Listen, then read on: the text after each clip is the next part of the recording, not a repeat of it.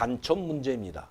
야, 아직까지 지금 현재까지도 이 순간까지도 북한의 간첩이 대한민국에 들어와서 그것도 북한에서 직접 확인한 간첩이 대한민국에 들어와서 활개치며 돌아가며 자기들의 포섭하고 우리 국민들을 포섭하고 매수해서 또다시 간첩으로 만드는 이런 일을 하고 있습니다. 그리고 그들을 교육을 시켜가지고 심지어 암호 난수표까지 주고 북한에서 보내는 방송을 혼자서 암호를 풀어서 그 지령을 받을 수 있는 이런 교육까지 시키고 나가는 일이 벌어지고 있습니다.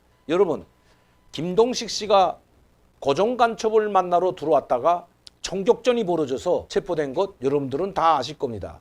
그때도 김동식 씨는 우리 대한민국을 휘젓고 다니고 결국 김동식 씨가 들어와서 체포된 것도 고정간첩이 우리 쪽으로 귀순하고 자수한 것을 모르고 들어왔다가 매복에 걸려서 체포된 것이지, 만에 하나 이 고정간첩이 자수하지 않았다면 김동식 씨는 계속해서 한국을 자기 집 드나들듯이 다 앞마당 다니듯이 다니다가 유유하게 북한으로 넘어갔을 겁니다. 그는 공화국 이중용칭을 받았고 벌써 몇 번째 한국을 들어와서 한국의 유명 인사들도 만나고 포섭을 하려고 했고, 그리고 북한으로 넘어갔다 또다시 들어오고 이렇게 했던 것입니다. 그래도 그때는 90년대 말이기 때문에 97년도로 제가 알고 있는데요. 그렇지만 아니 2018년 2019년에도 이런 일이 벌어졌습니다. 일본계 베이루 사람으로 가장한, 즉 일본 사람으로, 북한 사람이 일본 사람으로 가장해서 베이루에 침투되어 있는, 이렇게 침투된 사람들이 상당히 많습니다. 그래서 일본 사람들을 납북하고 납치해 가는 것이 다 이런 것을 써먹게 한 겁니다. 왜? 일본 사람이 북한 사람, 우리 한국 사람과 가장 비슷한 사람들이 일본 사람입니다. 제가 외국에 나가면 저보고 코리아라고 하는 것이 아니고 자파니즈나 물어본다. 제가 일본 사람이나 물어보는 외국인들 상당히 많습니다. 바로 북한은 이것을 노렸던 겁니다. 특히 일본은 아시아에서뿐만 아니라 전 세계에서 경제 대국으로 상당히 위치와 위상이 높아져 있는 나라입니다. 일본 사람이라면 다 쉽게 문을 열고 개방해주고 그리고 어디든지 갈 수 있고 취직할 수 있는 것이 바로 일본 사람들입니다. 전 세계에 나가 있는 일본 사람들. 여러분, 페루 대통령이 일본계 페루 사람이 대통령까지 하신 것 여러분들도 아마 아실 겁니다. 그래서인지 북한 정치공작원 간첩이 일본 사람으로 위장하여 페루에 침투돼서 페루 국민으로 있었던 것입니다. 페루 국적을 가지고, 그리고 그 국적을 가지고 우리 대한민국에 들어와서 간첩을 포섭해서 우리 대한민국 사람을 포섭해서 간첩으로 만들고 교육까지 시켜주고, 또 이 교육받은 사람은 간첩 활동을 하다가 결국 체포됐습니다. 그러면 이 북한 정치공작원 간첩 두목은 어디로 갔을까요? 유유히 페루로 돌아갔다고 합니다.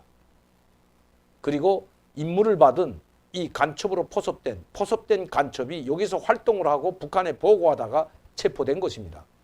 그런데 그것도 희한한 일이 벌어지고 있습니다. 이렇게 체포됐는데도 그가 몸담고 있던, 요게 지금 뉴스에 지금 나가고 있는데요. 이종훈이라는 연구위원인데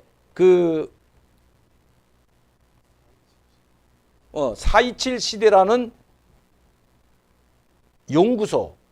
연구위원으로 근무하는 그 직책을 가지고 있던 사람입니다. 이 이종훈이라는 사람인데, 이 사람이 북한 간첩에게 포섭돼서 지령받고 암호 토두까지 교육까지 다 받고 간첩 활동을 하다가, 그리고 북한에 보고를 하다가 체포돼서 지금 재판에 넘겨졌습니다. 근데 뭐라고 하시는 줄 아십니까? 이 시대 연구소인지 4.17 연구소인지 이 연구소 사람들은 지금 이렇게 이야기한다고 합니다.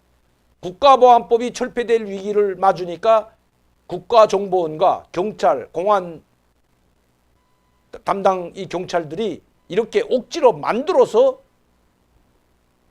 기소했다는 것입니다. 여러분, 지금 국정원이 만들었다고요? 이게 보수 정권에서 맨날 간첩을 만든다고 비판하던 사람들이 지금 국정원장 박지원 씨가 가 있지 않습니까? 저도 박지원 원장을 잘 알지만, 자, 박지원 원장이 가 있는데 간첩을 만들어서 국가보안법을 철폐되지 않도록 하려고 한다고요?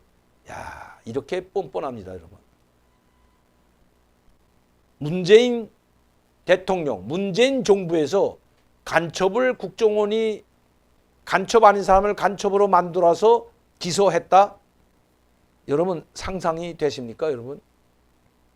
근데 어떻게 이런 분들은, 아니 북한이 그렇게 많은 분들이 굶어 죽고 3만 5천 명이나 되는 사람들이 자기 고향에서 살지 못하고 여기에 와서 지금 고향, 정든 고향 부모 형제 다 떠나고 그 부모 형제들에게 그래도 한국에 와서 뭔가 좀 벌어가지고 그들이 굶어 죽지 않게 돈이라도 좀 보내려고 한국에 와서 정착하고 열심히 살아가고 있는 것 보이지 않는 것 같습니다. 아니면 돈에 매수됐던가, 아니면 계속해서 공작 자금을 주니까 하는지는 모르겠지만, 저렇게 김정은이 비자금도 다 말라가고 있다는데 그런 공작 자금은 어디에서 났는지, 그게 바로 북한 6,800여 명이나 되는 최고, 세계 최강의 해커들이 전자지갑을 털고 비트코인과 같은 이런 암호화폐를 털어서 수십억 달러를 북한에 송금한 것이 현실로 드러났던 것입니다. 이 돈을 미사일을 개발하고 핵무기를 더 많이 만들고, 그리고 한국을 파괴하기 위한 간첩을 한국에 보내서 또다시 간첩들을 포섭해서 한국을 분열시키고 한국을 점령하기 위한, 즉 한국을 파괴하기 위한 그 공작 자금으로 쓰고 있다는 것, 이번에 만천하에 드러났습니다. 그런데도 문재인 대통령님은 김정은이 아주 솔직하고 정열적이고 그런 사람이라고 이야기합니다. 미래 우리 후대들에게는 핵무기의 짐에서 벗어나게 하겠다. 핵무기의 짐을 더 이상 지게 할 수 없다. 나는 김정은이 한 말을 믿는다. 이렇게 이야기하는 분, 앞뒤가 맞지 않는다고 생각합니다. 간첩을 파견해서 지금도 2018년부터 2019년 때면 여러분 남북 정상회담 3번이나 할 때입니다. 그리고 뒤로는 간첩을 파견해서 대한민국을 파괴하기 위한 공작을 하고 있는 것이 북한임을 우리는 결코 잊어서는 안 됩니다.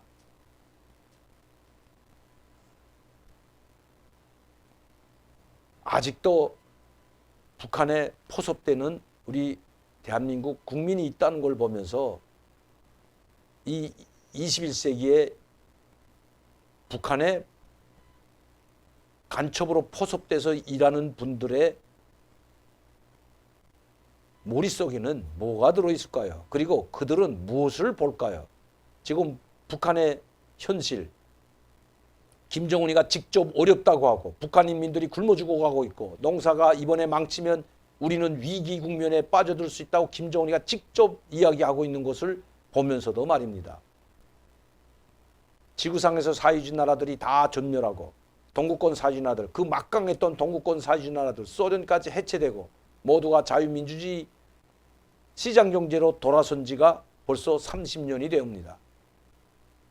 그런데도 아직도 전체주의, 사회주의, 공산주의에 물들어 북한에 간첩으로 포섭돼서 일하는 사람들을 보게 되면 정말 뭐라고 해야 할지 오기 막혀 말이 나오지 않습니다. 아직도 이런 사람이 있는 것이 정말 저에게는 희한하게만 보일 뿐입니다. 저뿐만 아니라 여러분들도 저와 마찬가지일 것입니다. 그러나 이런 사람이 한 사람이 아니라는 데 문제가 있습니다. 한때 이란 국적을 가지고 어느 한, 제가 대학교 이름은 밝히지 않겠습니다마는 유명한 대학교에 강사로 있으면서 간첩 활동을 하다 체포된 것, 여러분 이란 국적을 가지고 있었습니다. 서울에 있는 아주 유명한 대학교입니다. 뭐 이미 신문에도 공개되고 다 했지만 이런 사람들이 한둘이 아니라는 것입니다. 이것이 바로 통일전선부 해외공작부에서 일하는 파견 나가는 사람들입니다. 거기에 파견 나가는 사람들은 이란 사람이나 페루 사람을 용입해서 북한 공작으로 만드는 것이 아니라 국적을 바꾸고 페루나 이란의 국적을 가지고 거기서 다시 공부를 해가지고 박사 학위를 따가지고 한국으로 침투한다는 것, 결코 잊어서는 안 됩니다. 이번 사건이 명실상부하게 보여준 사건입니다. 그런데 왜 2018년도부터 2019년도까지 우리 대한민국을 들락날락하면서 간첩을 포섭하고 간첩을 만들고 교육까지 시켜줬는데 국정원은 왜 그 사람을 잡지 못하고 돌아가게 했는지 그것도 국정원에서 좀 밝혔으면 합니다. 왜냐하면 지금 이종훈이라는 사람은 이미 기소가 되었다고 합니다. 그렇다면 이종훈을 간첩으로 만든 사람에 대해서 국정원은 공개해야 할 의무가 있다는 것입니다.